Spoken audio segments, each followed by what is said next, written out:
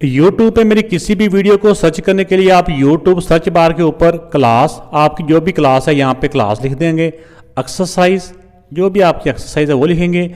आपकी बुक अगर federal board की या सिंगल जो नेशनल करिकुलम है या नेशनल बुक फाउंडेशन है, पंजाब टेक्स्ट बुक बोर्ड है या पंजाब का करिकुलम जो टेक्स्ट बुक बोर्ड है, आप इसकी इस शॉर्ट स्पेलिंग में भी आप लिख सकते हैं। SNC, NBF या PTB, जो भी आपकी बुक है आपने उसको लिखना है। आपने आगे सर नदीम मुनव्वर लाजमी तौर पे लिखना है। ये लिख के सर्च के बटन के ऊपर आप क्लिक करें, आपके सामने उस एक्सरसाइज के तमाम क्वेश्चन आ जाएंगे। क्वेश्चन नंबर 3 है ये बेटा, ये क्वेश्चन है ना, इनको हम इस तरह रेशो की फॉर्म में भी कर सकते हैं, प्रपोर्शन की फॉर्म में भी कर सकते हैं। इनके डिफरेंट मेथड हैं। तो जैसा मैंने पहले बताया कि मेथड वही आसान होता है जो समझ में आ जाए। हर टीचर भी, जिसमें मैं भी शामिल हूँ, हर बंदा वही करवाता है जो उसको आसान महसूस होता है।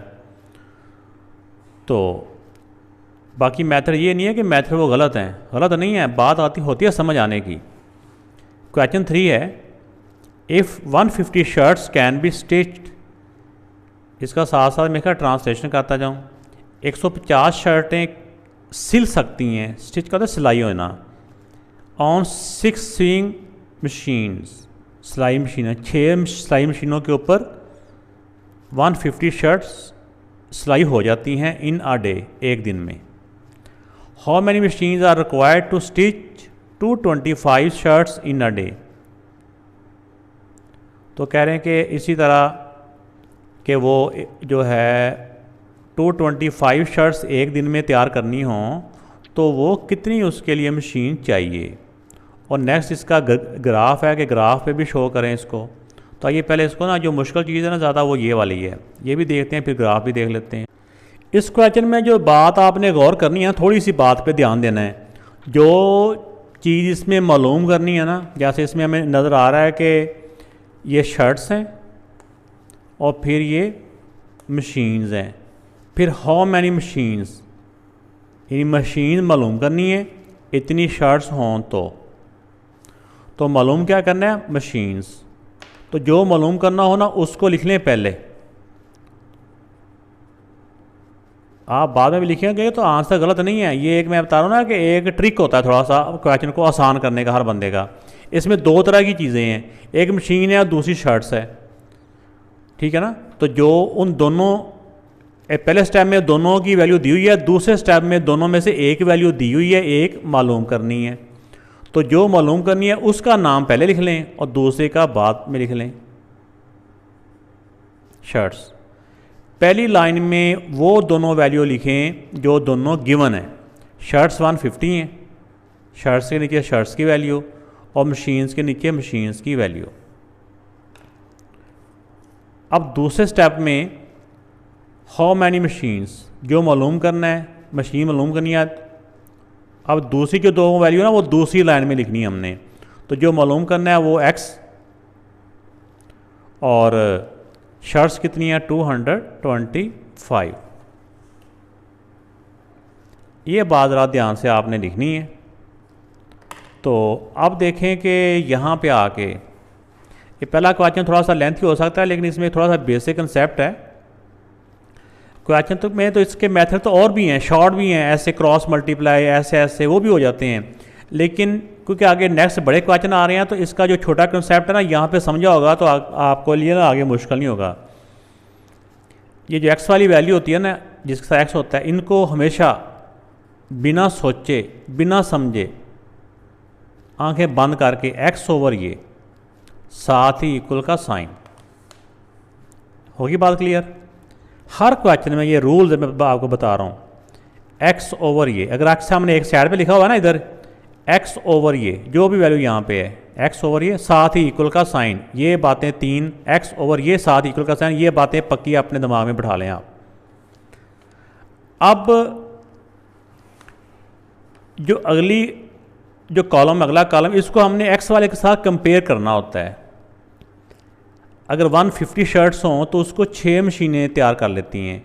अगर शर्टें पहले से ज़्यादा हो गई हैं तो उतने टाइम में शर्टें तैयार करने के लिए मशीनें हमें पहले से ज़्यादा चाहिए या कम चाहिए, शर्टें ज़्यादा हो गई हैं तो मशीन्स भी हमें ज़्यादा चाहिए, ये भी ज़्यादा हो गई हैं तो ये भी ज़्यादा। अगर दोनों वैल्यू ही ज़्यादा हो रही हों, ये तीर मैं बनाता हूँ कि ऊपर को जा रहे हैं, ऊपर आसमान की तरफ, ये दोनों वैल्यू ज़्यादा हो रही हों या दोनों ही कम हो रही हों, इसको बोलते हैं direct proportion. Direct proportion, direct का मतलब होता है सीधा। तो यहाँ पे अभी मैं एक बात करने लगा हूँ जिसको आपने पल्ले बांधना अच्छी तरह से। दोनों वैल्यू कम हो रही हो कि यानी कि जिन दोनों को हम कंपेयर कर रहे हैं, जैसे इन दोनों को कंपेयर कर रहे हैं ना, अगर एक वैल्यू ज़्यादा हो रही है तो उससे हमें अंदाज़ा हो रहा है कि दूसरी भी ज़्यादा हो जाएगी, जो भी होगी ना ज़्यादा होगी। दोनों ज़्यादा हो रही हों या एक कम होने से दूसरी भी हमें अंदाज़ा है कि कम हो रही हैं, दोनों कम हो रही हो तो उसको बोलते हैं डायरेक्ट प्रपोर्शन। ये कहीं बताना नहीं है, ये सिर्फ हमने समझना होता है। डायरेक्ट मीन्स सीधा। तो किसी के घर में जाने का सीधा तरीका क्या होता है? नीचे से ये दरवाजे से जाते हैं या ऊपर से छतें फैला के आते हैं? सीधा तरीका होता है हम नीचे से ही जाते हैं, ऊपर से स्टेप्स से, गेट के स्टेप्स होते हैं, स्टेप से हम ऊपर गेट को चढ़ जाते हैं। ये अगर डायरेक्ट प्रपोर्शन हो, दोनों वैल्यू ज़्यादा हो रही हो या दोनों कम हो रही हो, तो वो डायरेक्ट प्रपोर्शन है। डायरेक्ट मीन्स सीधा। तो सीधा तरीका होता है नीचे से ऊपर जाना। तो ये वैसे याद रखने का ट्रिक है ना।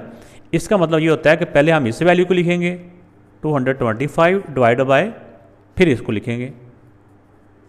भाई यही इसमें स्टेप होता है जो मुश्किल होता है, आगे वही जैसे हम सॉल्व करते हैं। एक्स इधर ही रहेगा, ये 6 इस तरफ डिवाइड हो रहा है, दूसरी तरफ जाके मल्टीप्लाई हो जाएगा 6। तो अब देखें इसकी कैंसलेशन देख लें कैसे होती है। 6 ये 6 के साथ ये भी कैंसिल हो रहा है, ठीक है ना। ये 25 के साथ भी हो रहा है। मुख्तलिफ टेबल्स हैं तो 25 से करते हैं इनको, मुझे लग रहा है कि आसान है। 25 का टेबल 6 तक करें ना। 25 4 दा 100 होता है, 25 6 दा 150 और 25 9 दा 225 होता है। अब 6 के साथ 6 कैंसिल हो गया, 6 1 दा 6 1 दा। अब x इक्वल टू 9। x हमारा क्या था? मशीन्स। इसके साथ लिख लेंगे मशीन्स। मशीन्स रिक्वायर्ड, या ऐसे करके लिख लें आप। ये आंसर आ गया। क्वेश्चन 4 है, if the price of 12 eggs 180 rupees, 12 eggs अंडे 180 के आते हैं। How many eggs can be bought with 270 rupees. अच्छा, उसका ग्राफ रह गया, ग्राफ पहले बना लें मेरे ख्याल।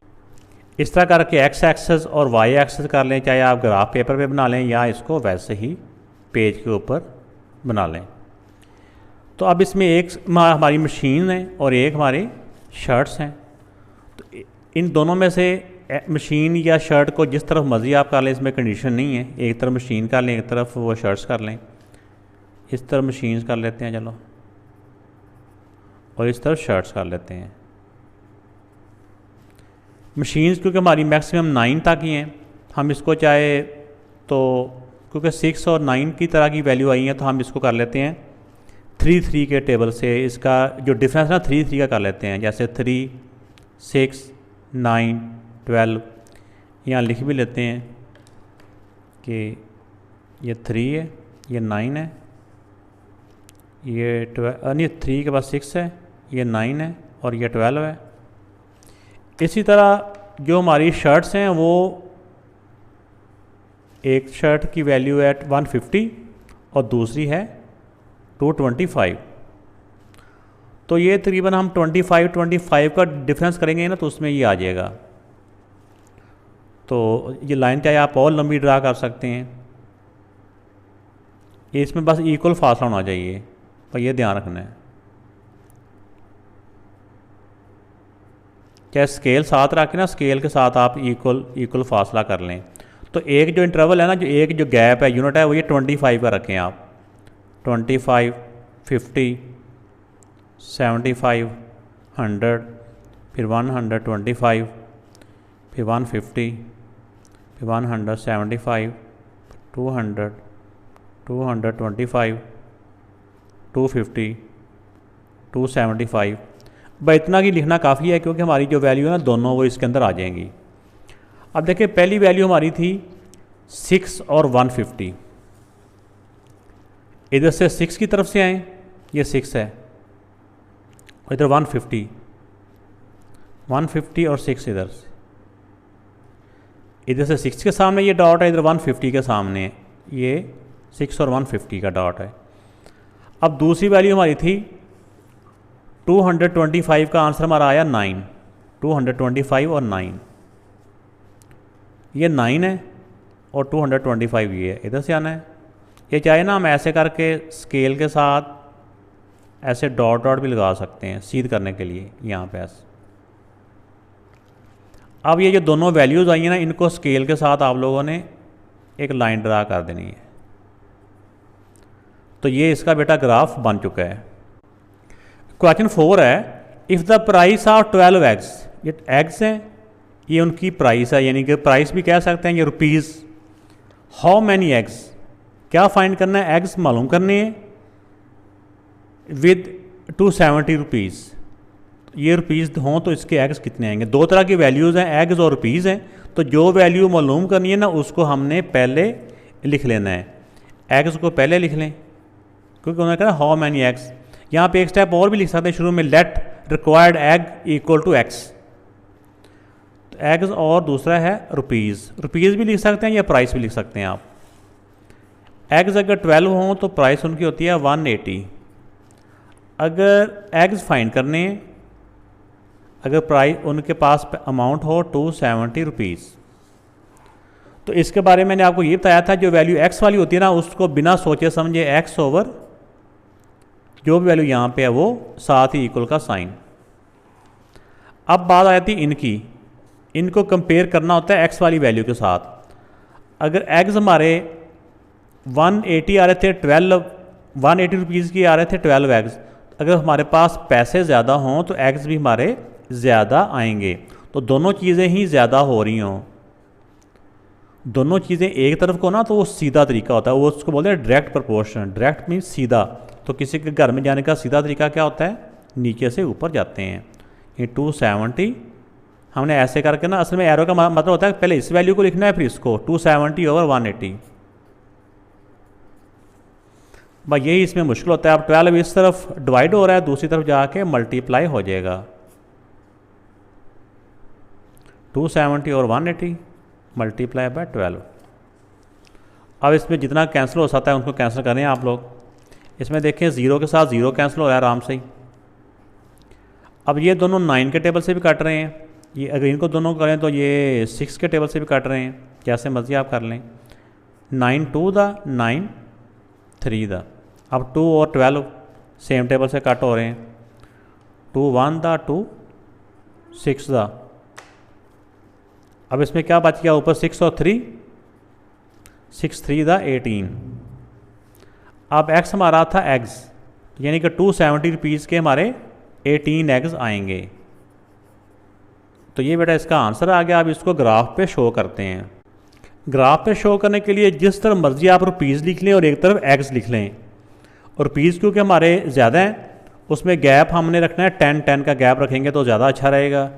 नहीं तो आप उसका गैप ज़्यादा भी कर सकते हैं, 20-20 का भी कर सकते हैं। ये हमारी चॉइस होती है, हमने पेज के हिसाब से उनका गैप रखना होता है। अगर हम उसका 20-20 का गैप या 30-30 का गैप कर लेते हैं, चलो 30 का कर लेते हैं।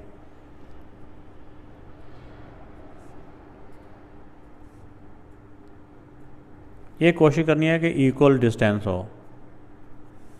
इस तरह हमने लिख दिए रुपीज़। ये मैंने 30-30 का इसलिए किया है कि जो हमारी वैल्यूज़ आ रही है ना ये दोनों 30 के टेबल में आ रही हैं, ठीक है ना, इसलिए मैंने ये कर लिया। अगर कुछ ना भी आ रही होती फिर भी इसका हम कर सकते थे। 30 60 90 120 150 180 और ये आ जाएगा 210 और आ जाएगा 240 270। दूसरी तरफ रुपीज़ हैं, वो 12 रुपीज़ भी आ रहे हैं और 18 भी आ रहे हैं। वो हम इस तरह ना उसको 3 का गैप भी कर सकते हैं, 6 का गैप भी कर सकते हैं।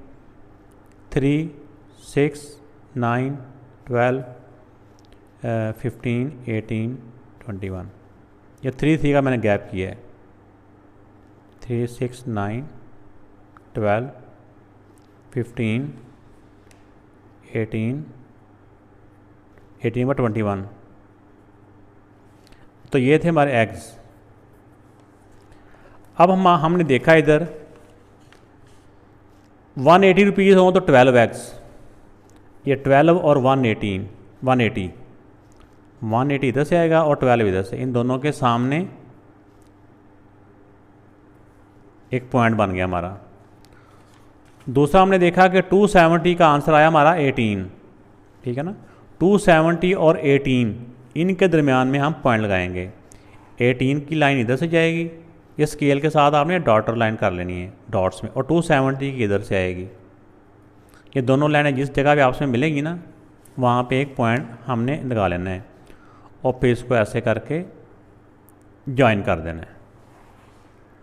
तो ये इसका ग्राफ बन चुका है। क्वेश्चन 5 है, इफ़ 30 लेबर कहते हैं मज़दूरों को, कि 30 मज़दूर हैं, डिग कहते हैं खोदना, 800 cubic metre centimetre of earth, इतनी अर्थ को वो खोदते हैं इन 3 आवर्स। 3 आवर्स में वो इतनी ज़मीन को खोदते हैं। कितने बंदे हैं? 30।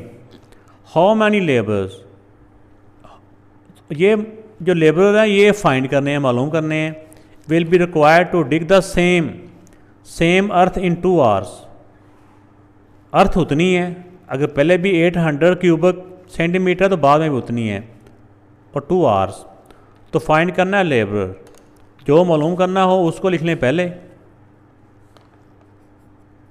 लेबर का मैंने LAB लिख दिया, बाकी आप चाहे पूरे स्पेलिंग भी लिख लेना। और दूसरा है आर्स का H ही काफ़ी है, या पूरे स्पेलिंग लिख लें। अर्थ क्योंकि सेम है, जो सेम हो ना उसको लिखने की ज़रूरत नहीं है, अगर लिख भी लेंगे तो गलत नहीं है। अगर 30 लेबर हों तो वो 3 आवर्स में उतनी ही अर्थ को खोद लेते हैं, क्योंकि अर्थ दोनों में सेम है इसलिए हमने वो नहीं लिखा। हाउ मैनी लेबर, ये मालूम करना है, वहाँ पे X आ गया, इन 2 आवर्स। ठीक हो गया। अब देखें 30 मज़दूर हों तो वो 3 घंटे में वो जो उनकी जगह है ना, वो जितनी भी है वो उसकी खुदाई कर लेते हैं। अगर उतनी ही जगह 2 आवर्स में खोदनी हो तो कितने बंदे चाहिए? ठीक हो गया। अब देखिए पहले तो इसका बिना सोचे समझे X/30 और साथ ही इक्वल का साइन। अब बात आ गई इसकी, इसको आप कंपेयर करना है। जगह उतनी है जिसकी खुदाई करनी है, वो 3 घंटे में करनी हो तो 30 बंदे चाहिए। अब हम चाह रहे हैं 3 के बजाय 2 घंटों में ख़त्म हो। इसका मतलब हुआ कि हम जल्दी उसका काम जल्दी करना चाह रहे हैं। अगर जल्दी काम करवाना होगा तो हमें बंदे पहले से ज़्यादा चाहिए। एक चीज़ पहले से कम हो रही है, लेकिन ये दूसरी साइड पहले से ज़्यादा हो रही है, क्योंकि बंदे पहले से ज़्यादा चाहिए। तो एक चीज़ कम हो रही हो, एक ज़्यादा हो रही हो ना, एक चीज़ ज़्यादा हो रही हो तो एक कम हो रही हो ना, इसको बोलते हैं इन्वर्स प्रपोर्शन। इन्वर्स को बोलते हैं उर्दू में माकूस। माकूस का मतलब होता है उल्टा। ठीक है ना। अगर ये ना कहना सर इसका मतलब कुछ और होता है, आपने उल्टा क्यों कह दिया, बस ज़हन में रखना है माकूस, उलट। तो जब हम पता चल जाए कि एक वैल्यू कम हो रही होने से दूसरी ज़्यादा हो रही हो, ये दोनों वैल्यू एक दूसरे के उलट जा रही हैं, तो फिर वो होता है इन्वर्स प्रपोर्शन, यानी उलट। तो किसी के घर में जाने का उल्टा तरीका क्या होता है? गलत तरीका, चोरों वाला तरीका, यानी कि ऊपर से नीचे को जाते हैं हम, यानी कि दीवारें फलांग के, बाहर से दीवार फलांग के अंदर आते हैं, ऊपर से नीचे को आते हैं। ठीक है ना। सीधा तरीका होता है ना, हम नीचे से दरवाजे से जाते हैं, ये ऊपर से नीचे। ये भाई इसको याद रखना है बेटा, बाकी ये ना कहना कि चोर गेट ही तोड़ के आ जाएंगे, ऐसा नहीं सोचना। एक ट्रिक का याद रखने की बात को। इन्वर्स मीन उल्टा, ऊपर से नीचे, यानी पहले ये वाली वैल्यू लिखेंगे फिर ये वाली 3/2। भाई यही इसमें मुश्किल स्टेप होता है। अब x रह जाएगा इधर ही, ये 30 इधर डिवाइड हो रहा है, दूसरी तरफ जाके 30 मल्टीप्लाई हो जाएगा। अब 2 के साथ कैंसिल कर लें, 2 के साथ 2 1 दा 2 15 दा 15 3 दा 45। तो 2 आवर्स में अगर हमने काम ख़त्म करना हो तो हमें 45 जो उसके लेबर्स हैं ना वो चाहिए होते हैं 45, ये आंसर है। अब अगली बात आ गई, इसको ग्राफ पे रिप्रेजेंट करना है, तो ग्राफ बनाते हैं। तो ग्राफ के लिए ये जो हमारा टेबल होता है ना, जो हमने पहले बनाया, इसको सामने रखें, एक तरफ देखें ये 2 3 है, दूसरी तरफ 30 और 45 है। तो ग्राफ के ऊपर जब हम आए, एक तरफ एक्स एक्सेस कर लें, एक तरफ वाई एक्सेस है, तो जिस तरफ मर्जी आप इनकी वैल्यू लेबर को एक्स एक्सेस पे कर लें या वाई एक्सेस पे कर लें, इससे कोई फ़र्क नहीं पड़ता।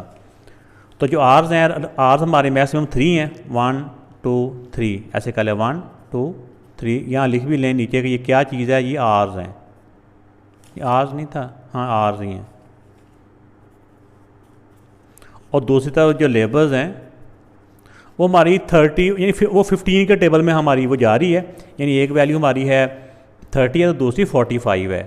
तो ये अगर हम 15 का, यानी कि हमने देखना होता है कि ये कौन सा टेबल बन रहा है, ये 15 का बन रहा है, ऐसे करके ना, ज़्यादा नहीं, 3 4 पॉइंट 15 30 45 और 60। अब पहली वैल्यू हमारी जो है ना वो है 3 और 30, ये 3 है, ये 30 इधर से जाएगा, ये पॉइंट है। दूसरी है 2 और 45, 2 का आंसर है 45, ये 2 है और ये 45,